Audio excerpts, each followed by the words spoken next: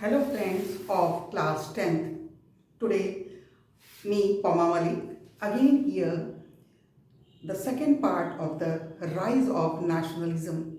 I promise you that remaining subjects, remaining points today I will explain. Today, these three unification, Italy, Germany and England, these three countries unifications are the main, but some more topics also I will discuss here. So at first I want to discuss one thing, that is, you have listened I think the name of Ottoman Turk. Ottoman Turk, it was not a one person, it was the group of the dynasties, peoples, and we will discuss in the last of this chapter this point. But here I have to discuss one thing, and that is वो one mark के question में पूछा जाता है अक्सर, इसलिए मैं आपको बता रही हूँ। आप इधर देखें, treaty of Constantinople, treaty of Constantinople 1832. It was asked you कि what happened that time or which country got independence. तो आपको बताना है बहुत सारी कंट्रीज थी बाल्कन्स में, बहुत सारी कंट्रीज थी, but due to the romanticism, हमने आपको बताया romanticism, the power of the poetry, folklore, folk tale, songs, culture, tradition, इन सब के पावर के बारे में romanticism I have discuss that. तो due to the romanticism the poets and the author, they compel that one country of the Balkans, that was the Greece, it was very strong country and they encouraged the nationalism. That's why at first this country got independence. कब उनको independence मिला आप बताओगे? 1832 में, 1832 में Greece को independence मिला first time. और कैसे मिला? The treaty of this one Constantinople, treaty of Constantinople, it was the first topic, small topic.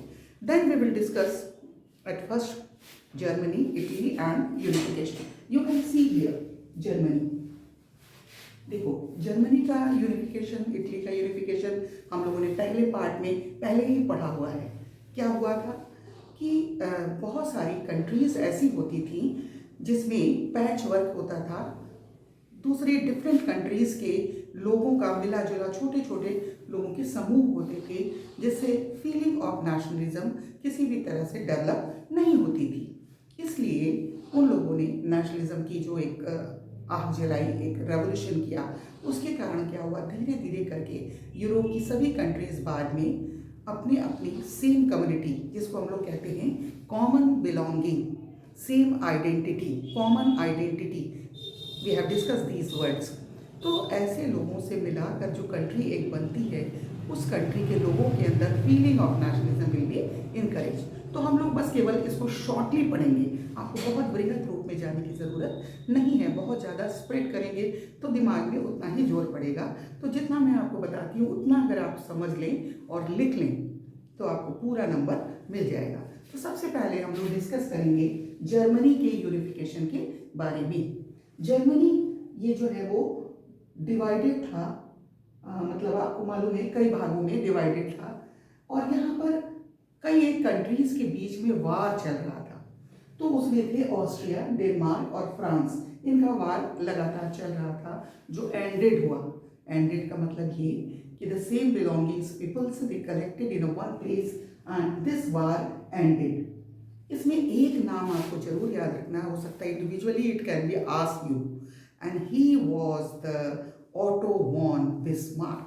देखो बोला जाता है कि जर्मनी का आर्किटेक्ट कौन था, जर्मनी को बनाने वाला कौन था, तो आप बताओगे he was Otto von Bismarck. Otto von Bismarck was not the king, was not the ruler, but he was king maker. वो किंग मेकर था, उसने किंग बनाया, खुद बना नहीं लेकिन उसने किंग बनाया. वो एक चीफ मिनिस्टर था.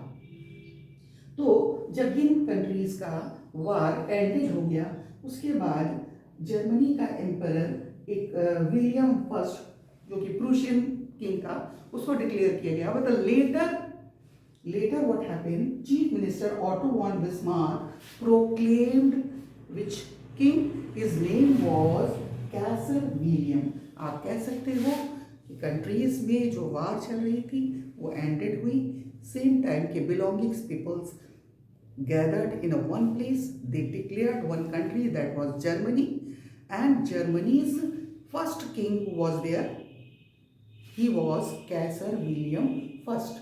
And who has made that? कौन इसका आर्किटेक्ट था? तो आप बताओगे he was who? Otto von Bismarck. Otto von Bismarck के बारे में कभी कभी जो है वो अलग से भी सेपरेट क्वेश्चन, तो उसके बारे में भी आप पढ़िएगा। ऑटो वॉन बिस्मार्क बहुत इंपॉर्टेंट पर्सन था, बहुत स्ट्रॉन्ग पर्सन था, लेकिन उसने खुद जो है वो रूलर बनने की जगह पर कैसर विलियम को बना। फिर हम लोग इटली के बारे में पढ़ेंगे। जो इटली डिवाइडेड था कई पार्ट्स में, उसमें जैसे एक part Sardinia Piedmont. Sardinia Piedmont में देखो इटली में इटली का राजा राज करना चाहिए, लेकिन ऐसा नहीं था। वहाँ पर बताया गया है कि सार्डिनिया पिडमॉन्ट में कौन रूल कर रहा था? Only Italian king, Italian princely states का एक राजा वहाँ पर राज करता था। और उसके बाद सेंटर जो पार्ट था इटली का, वहाँ पर पोप जो कि धर्म गुरु होते क्रिश्चियंस के, वो वहाँ पर रूलर था। उसी तरह से सदर्न पार्ट में बर्बन डायनेस्टी का राज था। Bourbon dynasty also you have listen when Vienna Congress में आपने पढ़ा है बर्बन डायनेस्टी के बारे में, बहुत लोकप्रिय पॉपुलर डायनेस्टी, इसको याद रखिएगा, उसका राज था। ठीक है, लेकिन बाद में धीरे धीरे करके कई एक लोगों ने कोशिश किया यूनिफिकेशन ऑफ द इटली। अब उसमें किसका किसका नाम था ये आपको जानना बहुत ज़रूरी है। सबके बारे में सेपरेटली आपको थोड़ा नॉलेज भी गेन करना पड़ेगा। सबसे पहले तो वही जो हमने डिस्कस किया था सीक्रेट सोसाइटी का, जोसेफ मैज़नी बहुत पहले ही सीक्रेट सोसाइटी का फाउंडेशन करने के बाद जर्मनी को यूनिफाइड करने की कोशिश करता रहा, लेकिन सफल नहीं हुआ और उसकी डेथ हो गई।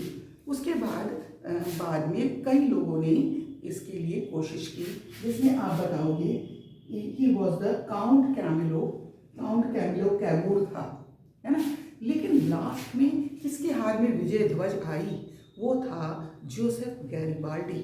जोसेफ मैज़नी ने अपनी जो मतलब पावर था अपना वो हस्तांतरण किया, handed over to the Joseph Garibaldi, and at last Joseph Garibaldi, time of the Joseph Garibaldi, it was declared as the unified Italy, it was declared, and Italy divided Italy, converted into a unified Italy.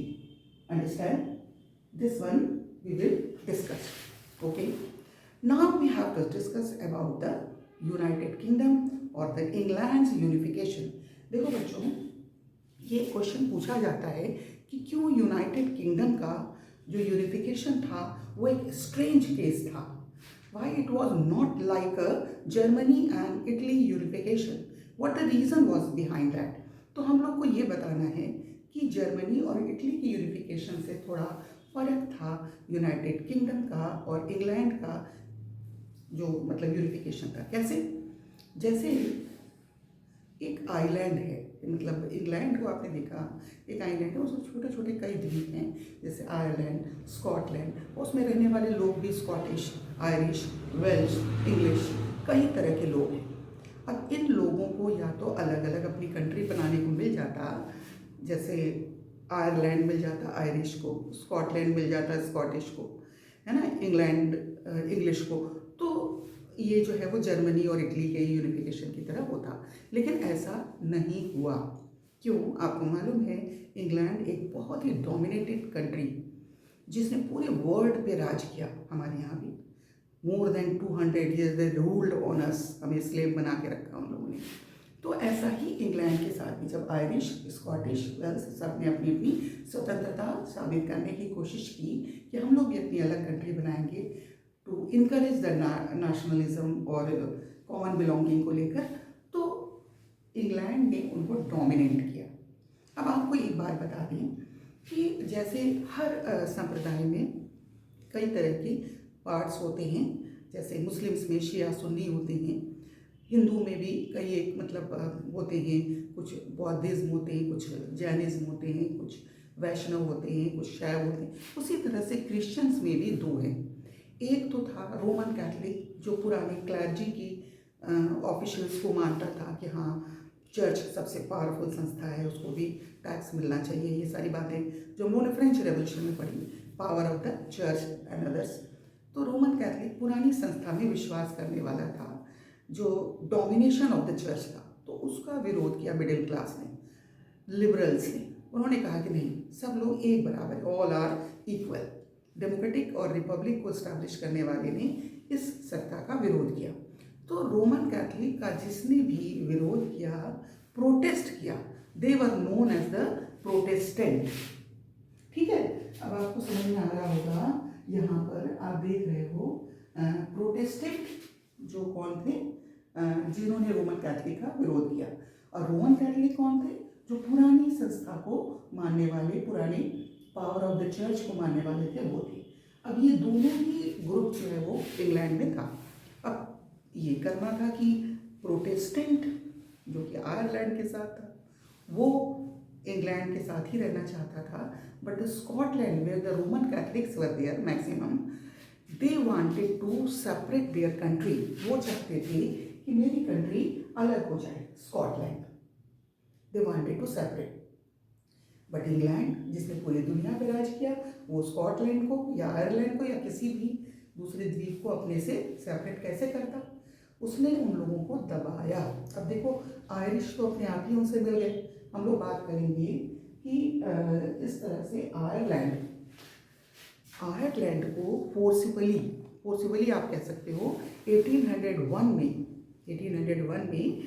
मतलब forcibly का मतलब आप समझ रहे हो, जबरदस्ती, जोर जबरदस्ती करने के बाद आयरलैंड को इंग्लैंड में मिला लिया गया। और जो स्कॉटलैंड था उसको एक टेरिबल वार फेस करना पड़ा।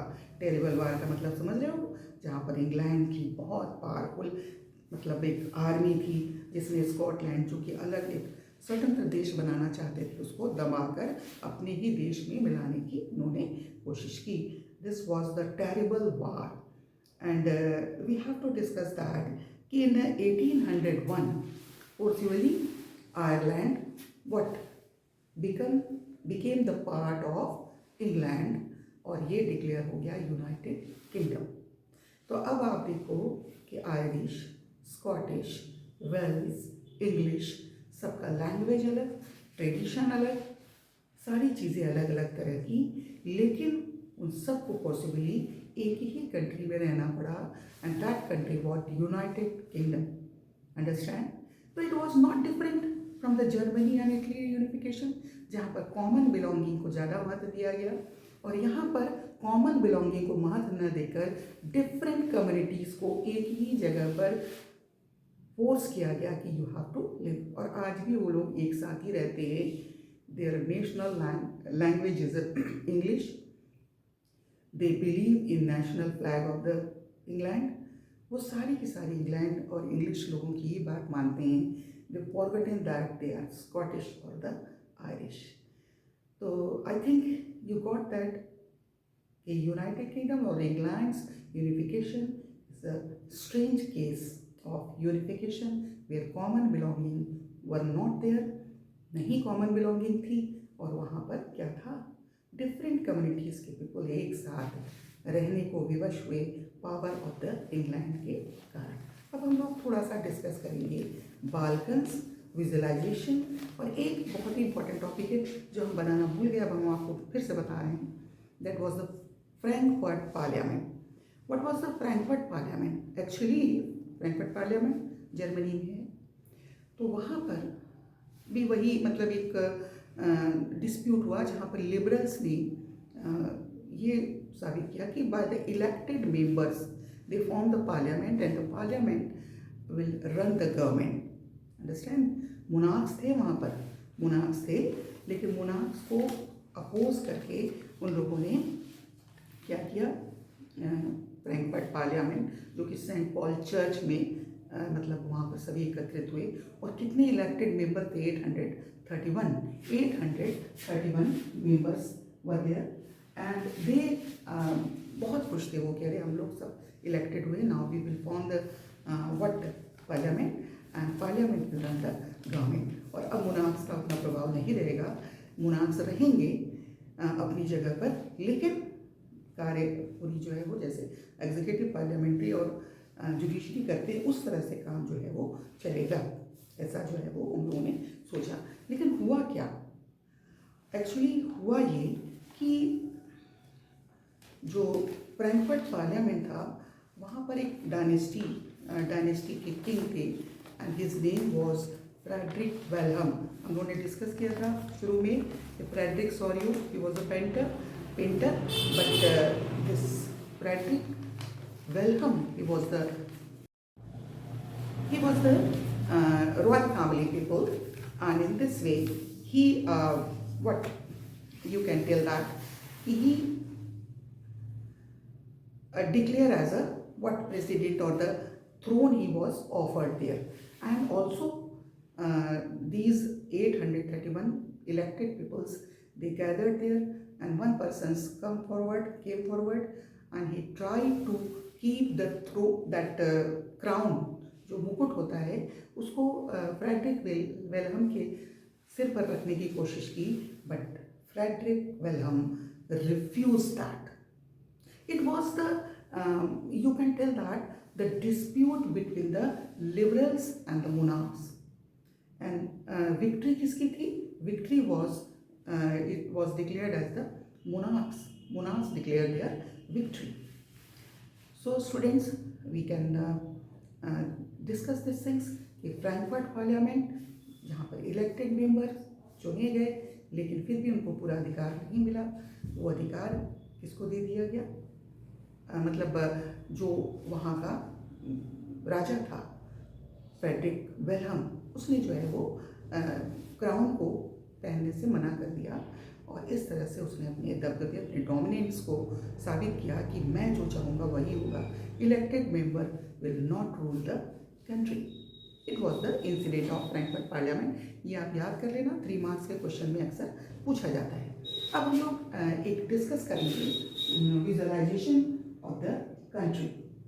विजुअलाइजेशन ऑफ द कंट्री एक बहुत ही इम्पॉर्टेंट टॉपिक है। जैसे हम लोग कोई भी ऐसी फीलिंग्स जिसको हम लोग देख नहीं सकते, हम लोग फील कर सकते हैं, but we can't touch, we can't see, तो that things cannot be encourage our emotions. That's why the nationalists who wanted to encourage the feeling of nationalism, they wanted to what? Encourage the feeling of nationalism. That's why they shape the country as a woman allegory. Woman allegory का मतलब नारी शरीर की संरचना की तरह उन्होंने country को एक रूप दिया। इसको कहेंगे हम वुमेन एलिगरी।